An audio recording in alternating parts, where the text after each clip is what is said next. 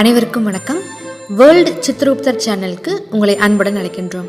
இன்றைய நாள் இனிதாய் அமைய ஸ்ரீ சித்திரகுப்தரை பிரார்த்திக்கின்றோம். கனிவாக பழகும் குணம் கொண்ட கன்னிராசி அன்பர்களே, சூரியன் 8 இருப்பதால் தூக்கமின்மை பிரச்சனைகளுக்கு தீர்வு ஏற்படும்.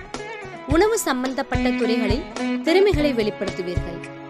செவ்வாய் 6 இருப்பதால் கொடுக்கல் வாங்கலில் சற்று கவனம் வேண்டும். சித்திரை 9 முதல் செவ்வாய் 7 இருப்பதால் தொழில் சம்பந்தமாக வெளிவட்டார தொடர்புகள் அதிகரிக்கும்.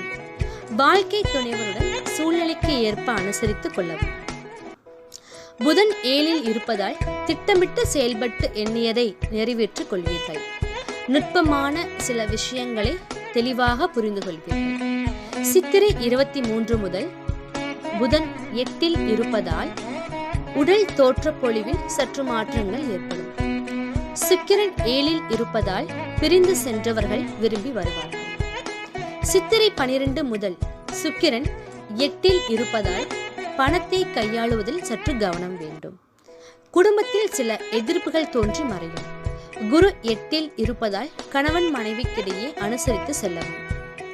சித்திரை 18 முதல் குரு 9 இருப்பதால் வீடு பராமரிப்பு பணிகளை மேற்கொள்வீர்கள்.